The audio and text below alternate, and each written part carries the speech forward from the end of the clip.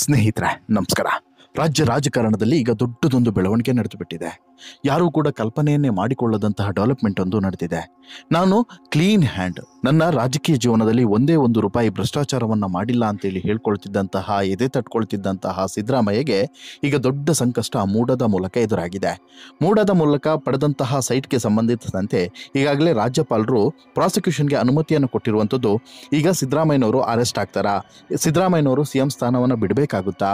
ಸಿದ್ದರಾಮಯ್ಯನವರ ವಿರುದ್ಧ ಬಿಜೆಪಿ ಹೆಣೆದಿದ್ದಂತಹ ಬಲೆ ಈಗಾಗಲೇ ಯಶಸ್ವಿಯಾಗಿ ಆ ಬಲೆಯ ಒಳಗಡೆ ಸಿದ್ದರಾಮಯ್ಯನವರು ಬಿದ್ದಿದ್ದಾರಾ? ಹೀಗೆ ನಾನಾ ಪ್ರಶ್ನೆಗಳು ಮೂಡುವಂತೆ ಮಾಡಿದೆ. ಜೊತೆಗೆ ಸಿದ್ದರಾಮಯ್ಯನವರನ್ನ ಸಿಎಂ ಸ್ಥಾನದಿಂದ ಕೆಳಗಿಳಿಸುವಂಥ ನಿರ್ಧಾರವನ್ನು ಹೈಕಮಾಂಡ್ ತೆಗೆದುಕೊಳ್ಳೋದಾದರೆ ಯಾವಾಗ ತೆಗೆದುಕೊಳ್ಳುತ್ತೆ? ಹೀಗೆ ಸಾಕಷ್ಟು ಪ್ರಶ್ನೆಗಳಿದ್ದಾವೆ. ಈ ಎಲ್ಲ ಪ್ರಶ್ನೆಗಳಿಗೂ ಕೂಡ ಉತ್ತರವನ್ನು ಕೊಡುವಂಥ ಕೆಲಸವನ್ನು ಮಾಡ್ತೀವಿ. ಅದಕ್ಕೋಸ್ಕರ ತಪ್ಪದೆ ಈ ಸ್ಟೋರಿಯನ್ನು ಕೊನೆವರೆಗೂ ನೋಡಿ. ಜೊತೆಗೆ ನಂತರ ನಿಮ್ಮ ಅಭಿಪ್ರಾಯವನ್ನು ಕಮೆಂಟ್ ಮಾಡಿ ತಿಳಿಸಿ. ಹಾಗೆಯೇ ಚಾನಲ್ಗೆ ಸಬ್ಸ್ಕ್ರೈಬ್ ಆಗೋದನ್ನು ಮರಿಬೇಡಿ ಸ್ನೇಹಿತರೆ, ಕಾಂಗ್ರೆಸ್ ಸರ್ಕಾರದಲ್ಲಿ ದೊಡ್ಡದೊಂದು ಬದಲಾವಣೆ ಇದೀಗ ನಡೆಯುವಂಥ ಮುನ್ಸೂಚನೆ ಸಿಗ್ತಾ ಇದೆ. ಯಾರೂ ಕೂಡ ಕಲ್ಪನೆಯನ್ನೇ ಮಾಡಿಕೊಳ್ಳದಂಥ ಡೆವಲಪ್ಮೆಂಟು ಇವತ್ತು ಬೆಳ್ಳಂಬೆಳಗ್ಗೆ ನಡೆದು ಬಿಟ್ಟಿದೆ. ಬಹುಶಃ ಇಂಥದ್ದೊಂದು ನಿರ್ಧಾರಕ್ಕೆ ರಾಜ್ಯಪಾಲರು ಬರ್ತಾರೆ ಅಂತ ಹೇಳ್ಬಿಟ್ಟು ಕಾಂಗ್ರೆಸ್ನ ನಾಯಕರು ಕಲ್ಪನೆಯನ್ನು ಕೂಡ ಮಾಡ್ಕೊಂಡಿರಲಿಕ್ಕಿಲ್ಲ. ಮೈಸೂರು ನಗರಾಭಿವೃದ್ಧಿ ಪ್ರಾಧಿಕಾರ ಅಂದರೆ ಮೂಡ, ಈ ಸೈಟುಗಳನ್ನು ಅಕ್ರಮವಾಗಿ ಪಡೆದಂಥ ಆರೋಪವನ್ನು ಎದುರಿಸ್ತಿರುವಂಥ ಮುಖ್ಯಮಂತ್ರಿ ಸಿದ್ದರಾಮಯ್ಯನವರ ವಿರುದ್ಧ ಕಾನೂನು ಕ್ರಮ ಪ್ರಾಸಿಕ್ಯೂಷನ್ ಅನ್ನು ಕೈಗೊಳ್ಳೋದಕ್ಕೆ ರಾಜ್ಯಪಾಲರು ಅನುಮತಿಯನ್ನು ನೀಡಿದ್ದಾರೆ. ಈ ಹಿನ್ನೆಲೆಯಲ್ಲಿ ಸಿದ್ದರಾಮಯ್ಯನವರು ತಮ್ಮ 4 ದಶಕದ ರಾಜಕೀಯ ಜೀವನದಲ್ಲಿ ಇದೇ ಮೊಟ್ಟ ಮೊದಲ ಬಾರಿಗೆ ಕಾನೂನು ಕುಣಿಕೆಗೆ ಸಿಕ್ಕಿ ಹಾಕಿಕೊಳ್ಳುವಂತಹ ಪರಿಸ್ಥಿತಿ ಉದ್ಭವವಾಗಿದೆ. ಈ ಹಿನ್ನೆಲೆಯಲ್ಲಿ ರಾಜ್ಯಪಾಲರು ಕೊಟ್ಟಿರುವಂತಹ ಪ್ರಾಸಿಕ್ಯೂಷನ್ ಆದೇಶವನ್ನು ಕರ್ನಾಟಕ ಹೈಕೋರ್ಟ್ನಲ್ಲಿ ಪ್ರಶ್ನಿಸೋದಕ್ಕೆ ಸಿದ್ದರಾಮಯ್ಯ ಮುಂದಾಗಿದ್ದಾರೆ. ಯಾಕೆ? ಈಗಿರುವಂತಹ ದಾರಿಗಳೇನು? ಎಲ್ಲದೂ ಕೂಡ ಈಗಿರುವಂಥ ಪ್ರಶ್ನೆ. ಅಂದರೆ ಹೈಕೋರ್ಟ್ನಲ್ಲಿ ಮೇಲ್ಮನವಿಯನ್ನು ಸಲ್ಲಿಸೋದಕ್ಕೆ ಈಗಾಗಲೇ ನಿರ್ಧಾರವನ್ನು ಮಾಡಿದ್ರು. ಇದರ ಅನುಸಾರವಾಗಿ ಇವಾಗ ಮೇಲ್ಮನವಿಯನ್ನು ಸಲ್ಲಿಸೋಕೆ ಸಿದ್ದರಾಮಯ್ಯ ಈಗಾಗಲೇ ಸಿದ್ಧತೆಯನ್ನು ಮಾಡಿದ ಪ್ರಕಾರವಾಗಿ ಅರ್ಜಿಯನ್ನು ಕೂಡ ಸಲ್ಲಿಸೋದಕ್ಕೆ ಎಲ್ಲ ರೀತಿಯಲ್ಲೂ ಕೂಡ ತೀರ್ಮಾನ ಮಾಡಿದ್ರು. ಹಾಗೆಯೇ ಸ್ಟೇ ತರೋದಕ್ಕೂ ಕೂಡ ಚಿಂತನೆಯನ್ನು ನಡೆಸಿದ್ರು ಕೂಡ. ಈಗ ರಾಜ್ಯಪಾಲರಿಂದ ಪ್ರಾಸಿಕ್ಯೂಷನ್ಗೆ ಅನುಮತಿ ಸಿಕ್ಕ ಕೂಡಲೇ ಏನಾಗುತ್ತೆ ಅನ್ನೋದು ಈಗಿರುವಂಥ ಪ್ರಶ್ನೆ. ಈಗ ರಾಜ್ಯಪಾಲರು ಒಂದು ದೂರಿನ ಮೇಲೆಗೆ ಈ ಪ್ರಾಸಿಕ್ಯೂಷನ್ಗೆ ಅನುಮತಿಯನ್ನು ಕೊಟ್ಟಿದ್ದಾರಲ್ವಾ? ಈ ಪ್ರಾಸಿಕ್ಯೂಷನ್ ಲೆಟರು ಸಿದ್ದರಾಮಯ್ಯನವರ ಕಚೇರಿಯನ್ನು ತಲುಪಿದ ಬಳಿಕ ಅವರು ಈ ಕಂಪ್ಲೀಟ್ ಲೆಟರ್ನಲ್ಲಿ ಅಥವಾ ಪ್ರಾಸಿಕ್ಯೂಷನ್ ಲೆಟರ್ನಲ್ಲಿ ಏನೆಲ್ಲ ಗ್ರೌಂಡ್ಸ್ಗಳನ್ನು ಹಾಕಿದ್ದಾರೆ, ಆಮೇಲೆ ಯಾವೆಲ್ಲ ಅನುಮಾನಗಳು, ಆರೋಪಗಳನ್ನು ಉಲ್ಲೇಖ ಮಾಡಿದ್ದಾರೆ, ಜೊತೆಗೆ ಇದಕ್ಕೆ ಸಂಬಂಧಪಟ್ಟಂತೆ ಏನೆಲ್ಲ ಆಗಬೇಕು, ಯಾವ ರೀತಿ ಕ್ರಮವನ್ನು ತೆಗೆದುಕೊಳ್ಬೇಕು ಅನ್ನೋದನ್ನು ಕಾನೂನು ಪಂಡಿತರ ಮೂಲಕ ಚರ್ಚಿಸಿ ಸಿದ್ದರಾಮಯ್ಯನವರು ಮುಂದಿನ ಕಾನೂನು ಹೋರಾಟವನ್ನು ಮಾಡಬೇಕು. ಜೊತೆಗೆ ಈ ಕೂಡಲೇ ಹೈಕೋರ್ಟ್ಗೂ ಕೂಡ ಈ ಅರ್ಜಿ ಸಲ್ಲಿಕೆ ಆಗೋದ್ರಿಂದ ಹೈಕೋರ್ಟ್ನಲ್ಲಿ ಈಗ ದೂರುದಾರರು ಏನು ಮಾಡ್ತಾರೆ, ಒಂದು ವಿಶೇಷ ಕೋರ್ಟ್ನಲ್ಲಿ ವಿಶೇಷವಾದಂಥ ಮನವಿಯನ್ನು ಸಲ್ಲಿಸ್ತಾರೆ. ಹೀಗೆ ಸಿದ್ದರಾಮಯ್ಯನವರ ದೂರು ಏನು ದಾಖಲಾಗಿದೆ ನೋಡಿ, ಅವರ ಮೇಲೆ ದೂರು ದಾಖಲಾಗಿರೋದ್ರಿಂದ ರಾಜ್ಯಪಾಲರು ಕೂಡ ಅನುಮತಿಯನ್ನು ಕೊಟ್ಟಿದ್ದಾರೆ.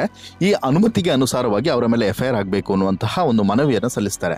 ಈ ಮನವಿಯನ್ನು ಹೈಕೋರ್ಟ್ನ ವಿಶೇಷ ನ್ಯಾಯಾಧೀಶರು ಪರಿಗಣನೆಗೆ ತೆಗೆದುಕೊಂಡು ಒಂದು ವೇಳೆ ಇಲ್ಲ, ಇವರ ಮೇಲೆ FIR ಅನ್ನು ಮಾಡಿ ವಿಚಾರಣೆ ನಡೆಸಿ ಅಂತ ಹೇಳ್ಬಿಟ್ಟು ಆದೇಶವನ್ನು ಕೊಟ್ಟ ನಂತರ ಸಿದ್ದರಾಮಯ್ಯನವರ ವಿರುದ್ಧ FIR ಕೂಡ ದಾಖಲಾಗ್ತದೆ. FIR ದಾಖಲಾದ ಬಳಿಕ ಸಿದ್ದರಾಮಯ್ಯನವರ ವಿಚಾರಣೆ ಕೂಡ ನಡೆಯೋಕೆ ಶುರುವಾಗುತ್ತೆ. ಅಲ್ಲಿಗೆ ಮೊಟ್ಟ ಮೊದಲ ಬಾರಿಗೆ ಸಿದ್ದರಾಮಯ್ಯನವರ ವಿರುದ್ಧ ಭ್ರಷ್ಟಾಚಾರದ ಆರೋಪದಲ್ಲಿ ಮೊಟ್ಟ ಮೊದಲ ಕೇಸ್ ದಾಖಲಾದಂಥದ್ದೇ, ಜೊತೆಗೆ FIR ಕೂಡ ದಾಖಲಾಗ್ತದೆ. ಇನ್ನು ಇಲ್ಲಿ 2 ಪ್ರಕರಣ ದಾಖಲಾಗಿದೆ. ಯಾರ ಮೇಲೆ? ಸಿದ್ದರಾಮಯ್ಯನವರ ಮೇಲೆ ರಾಜ್ಯಪಾಲರ ಮುಂದೆ 2 ಪ್ರಕರಣ ದಾಖಲಾಗಿದೆ. ಈ 2 ಪ್ರಕರಣಗಳು ಇರೋದ್ರಿಂದ ಇಲ್ಲಿ 2 ಪ್ರಕರಣಗಳ ಪ್ರತ್ಯೇಕವಾಗಿ ವಿಚಾರಣೆ ನಡೆಸುವಂಥದ್ದು ಅಥವಾ ಒಟ್ಟಿಗೆ ವಿಚಾರಣೆ ನಡೆಸುವಂಥದ್ದು ಹೇಗೆ ಹೋದರೂ ಕೂಡ ಸಿದ್ದರಾಮಯ್ಯನವರಿಗೆ ಸಂಕಷ್ಟ ತಪ್ಪಿದಲ್ಲ ಅನ್ನೋದನ್ನು ಹೇಳ್ಬೋದು. ಜೊತೆಗೆ ಈ FIR ದಾಖಲಾದ ತಕ್ಷಣಕ್ಕೆ ಅವರ ರಾಜೀನಾಮೆಯನ್ನು ಕೂಡ ಪಡೆಯುವಂಥ ಚಾನ್ಸಸ್ ಕೂಡ ಇದೆ. ಯಾಕೆ? ನಾಡಿದ್ದು ಸೋಮವಾರ ಈ ಪ್ರಾಸಿಕ್ಯೂಷನ್ ಲೆಟರನ್ನು ಹಿಡ್ಕೊಂಡೋಗಿ ಈ ನ್ಯಾಯಾಲಯಕ್ಕೆ ಅಂದರೆ ಹೈಕೋರ್ಟಿಗೆ ಸಲ್ಲಿಸೋದ್ರ ಬಗ್ಗೆ ಈಗಾಗಲೇ ದೂರುದಾರರು ಚಿಂತನೆಯನ್ನು ನಡೆಸಿದ್ದಾರೆ. ಹೀಗಾಗಿ ಯಾವಾಗ ಸೋಮವಾರ ಇವರು ಹೋಗಿ ಈ ಅರ್ಜಿಯನ್ನು ಅಥವಾ ಪ್ರಾಸಿಕ್ಯೂಷನ್ ಲೆಟರನ್ನು ಕೋರ್ಟಿಗೆ ಸಬ್ಮಿಟ್ ಮಾಡ್ತಾರೋ ಆವಾಗ ಸಿದ್ದರಾಮಯ್ಯನವರ ವಿರುದ್ಧ ನೈತಿಕವಾಗಿ ರಾಜೀನಾಮೆ ಕೊಡಬೇಕು ಅನ್ನುವಂಥ ಒತ್ತಡ ಹೆಚ್ಚಾಗ್ತದೆ. ಈಗಾಗಲೇ ಬಿಜೆಪಿ ಈ ಒತ್ತಡವನ್ನು ಹೇರ್ತಾ ಇದೆ. JDS ಮತ್ತು ಬಿಜೆಪಿ ಈ ಒತ್ತಡವನ್ನು ಇನ್ನಷ್ಟು ಹೆಚ್ಚಿಸುವಂಥ ಕೆಲಸವನ್ನು ಈಗ ಅಫ್ಕೋರ್ಸ್ ಮಾಡುತ್ತೆ. ಈ ಹಿನ್ನೆಲೆಯಲ್ಲಿ ಇಮಿಡಿಯೇಟ್ಲಿ ಏನು ಮಾಡ್ತಾರೆ, ಸಿದ್ದರಾಮಯ್ಯನವರ ರಾಜೀನಾಮೆಗೆ ಒತ್ತಡ ಹೆಚ್ಚಿದಂಥ ಬಳಿಕ ಒಂದು ವೇಳೆ ಹೈಕಮಾಂಡ್ ಇವರ ಬೆನ್ನಿಗೆ ನಿಲ್ತಿದ್ದೇ ಹೋದಾದರೆ ರಾಜೀನಾಮೆ ತೆಗೆದುಕೊಳ್ಳೋದಿಲ್ಲ.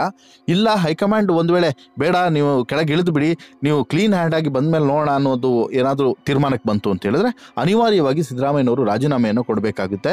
ಮತ್ತು ಒಂದು ಕಪ್ಪು ಚುಕ್ಕೆಯೊಂದಿಗೆ ಅವರ ರಾಜಕೀಯ ಜೀವನದ ಒಂದು ಸುದೀರ್ಘ ಪಯಣವನ್ನು ಅಂತ್ಯ ಮಾಡಬೇಕಾದಂಥ ಪರಿಸ್ಥಿತಿ ಬಂದರೂ ಕೂಡ ಅಚ್ಚರಿ ಇಲ್ಲ. ಆದರೆ ಸಿದ್ದರಾಮಯ್ಯನವರ ವಾದ ಇಲ್ಲಿ ಏನು ಅಂತ ಹೇಳಿದ್ರೆ, ನಾನು ಅಕ್ರಮವಾಗಿ ಈ ಸೈಟ್ಗಳನ್ನು ಪಡೆದಿಲ್ಲ, ಇದು ಮುಂಚೆ ಬೇರೆಯೊಬ್ಬರ ಹೆಸರಲ್ಲಿದ್ದಂಥ ಜಮೀನನ್ನು ನಾವು ಖರೀದಿ ಮಾಡಿದ್ದೀವಿ, ಆ ಖರೀದಿ ಮಾಡಿದಂಥ ಜಮೀನನ್ನು ಮೂಡ ತನ್ನ ಒಂದು ಲೇಔಟ್ ಮಾಡ್ತೀವಿ ಅಂತ ಬಿಟ್ಟು ವಶಕ್ಕೆ ಪಡೆಯುತ್ತೆ. ಅದಕ್ಕೆ ಬದಲಿ ನಿವೇಶನವಾಗಿ ಬೇರೆ ಸೈಟ್ಗಳನ್ನು ಕೊಟ್ಟಿದೆಯೇ ಹೊರತು ಬೇರೆ ಇಲ್ಲ ಅಂತೇಳಿ ಹೇಳ್ತಾರೆ. ಆದರೆ ಅಲ್ಲಿ ಇನ್ನೊಂದು ತಪ್ಪನ್ನು ಮಾಡ್ತಾರೆ. ನಾವು ಆ ಸೈಟ್ಗಳನ್ನು ಮರಳಿ ಮೂಡಗೆ ನೀಡೋದಕ್ಕೆ ಸಿದ್ಧರಾಗಿದ್ದೇವೆ ಅನ್ನುವಂಥ ಮಾತನ್ನು ಹೇಳ್ತಾರಲ್ಲ, ಇದು ಅನುಮಾನಕ್ಕೆ ಈಡಾಗುತ್ತೆ. ಜೊತೆಗೆ ಇಲ್ಲ ಅವರ ಪತ್ನಿ ಇರ್ಬೋದು ಅಥವಾ ಅವರ ಬಾಮೈದ ಇರ್ಬೋದು, ಇವರೆಲ್ಲರೂ ಕೂಡ ಅಪರಾಧಿ ಸ್ಥಾನದಲ್ಲಿ ನಿಲ್ಲಬೇಕಾದಂತಹ ಪರಿಸ್ಥಿತಿ ನಿರ್ಮಾಣ ಆಗುತ್ತೆ ಅನ್ನೋದು ಈಗ ಮೊದಲಿಗೆ ಇರುವಂಥದ್ದು. ಜೊತೆಗೆ ಸಿದ್ದರಾಮಯ್ಯ ಹೇಳ್ತಿದ್ದಾರೆ, ನಾನು ಎಲ್ಲೂ ಕೂಡ ಒತ್ತಡವನ್ನು ಹೇರಿಲ್ಲ, ನಾನು ಪ್ರತಿಪಕ್ಷದ ನಾಯಕನಾಗಿದ್ದರೂ ಕೂಡ ಅಥವಾ ಶಾಸಕನಾಗಿದ್ದರೂ ಕೂಡ ಎಲ್ಲೂ ಕೂಡ ಈ ಸೈಟ್ಗಳನ್ನು ನನಗೆ ಕೊಡಿ, ಆ ಸೈಟ್ ಕೊಡಿ, ಹಾಗೆ ಹೀಗೆ ಎಲ್ಲೂ ಕೂಡ ಕೇಳಿಲ್ಲ ಅನ್ನೋದನ್ನು ಹೇಳ್ತಿದ್ದಾರೆ. ಬಟ್ ರಾಜ್ಯ ರಾಜಕೀಯ ಅಖಾಡದಲ್ಲಿ ಈಗ ಸಂಚಲನ ಸೃಷ್ಟಿ ಆಗ್ತಿರೋದು ಅಥವಾ ಚರ್ಚೆ ಆಗ್ತಿರೋದು ಅಂತ ಹೇಳಿದ್ರೆ ಸಿದ್ದರಾಮಯ್ಯನವರ ಸ್ಥಾನ ಪಲ್ಲಟದ ಬಗ್ಗೆ ಅಥವಾ ಸಿಎಂ ಸ್ಥಾನದಿಂದ ಸಿದ್ದರಾಮಯ್ಯನವರನ್ನ ಕೆಳಗಿಳಿಸೋದ್ರ ಬಗ್ಗೆ. ಒಂದು ವೇಳೆ ಸಿದ್ದರಾಮಯ್ಯನವರನ್ನ ಕೆಳಗಿಳಿಸುವಂಥ ನಿರ್ಧಾರಕ್ಕೆ ಬಂದಿದ್ದೇ ಹೌದಾದರೆ ರಾಜ್ಯ ರಾಜಕೀಯದಲ್ಲಿ ಭಾರಿ ದೊಡ್ಡ ಸಂಚಲನ ಆಗೋದ್ರಲ್ಲಿ ಅನುಮಾನನೇ ಇಲ್ಲ. ಮುಂದಿನ ಮುಖ್ಯಮಂತ್ರಿ ಯಾರು ಅನ್ನುವಂಥ ಚರ್ಚೆಗಳು ಶುರುವಾಗೋದ್ರಲ್ಲೂ ಕೂಡ ಅನುಮಾನನೇ ಇಲ್ಲ. ಜೊತೆಗೆ ಡಿ ಕೆ ಶಿವಕುಮಾರ್ ಆದಿಯಾಗಿ ಯಾರೆಲ್ಲ ಸಿಎಂ ಸ್ಥಾನದ ಕನಸನ್ನು ಕಾಣ್ತಾ ಇದ್ದಾರೋ ಅವರಿಗೆ ಒಂದು ಕನಸು ನನಸಾಗುವಂಥ ಸಂದರ್ಭ ಬಂತು ಅನ್ನುವಂಥ ಖುಷಿ ಆಗೋದ್ರಲ್ಲೂ ಕೂಡ ಡೌಟ್ ಇಲ್ಲ.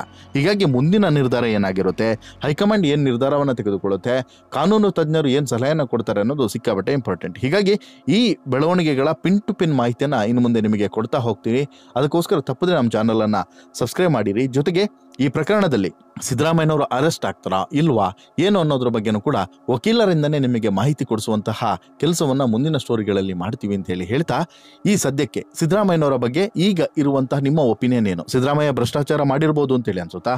ಸಿದ್ದರಾಮಯ್ಯ ರಾಜೀನಾಮೆ ಕೊಟ್ಟರೆ ಬೆಟರ್ ಅಂತೇಳಿ ಅನ್ಸುತ್ತಾ? ನಿಮ್ಮ ಅಭಿಪ್ರಾಯವನ್ನು ದಯವಿಟ್ಟು ಕಮೆಂಟ್ ಮಾಡಿ ತಿಳಿಸಿ. ಜೊತೆಗೆ ಈ ಸ್ಟೋರಿ ಇಷ್ಟ ಆಯಿತು ಅಂತ ಹೇಳಿದ್ರೆ ಲೈಕ್ ಮಾಡಿ, ಶೇರ್ ಮಾಡಿ, ಚಾನಲ್ಗೆ ಸಬ್ಸ್ಕ್ರೈಬ್ ಆಗೋದನ್ನು ಮರಿಬೇಡಿ. ಧನ್ಯವಾದ.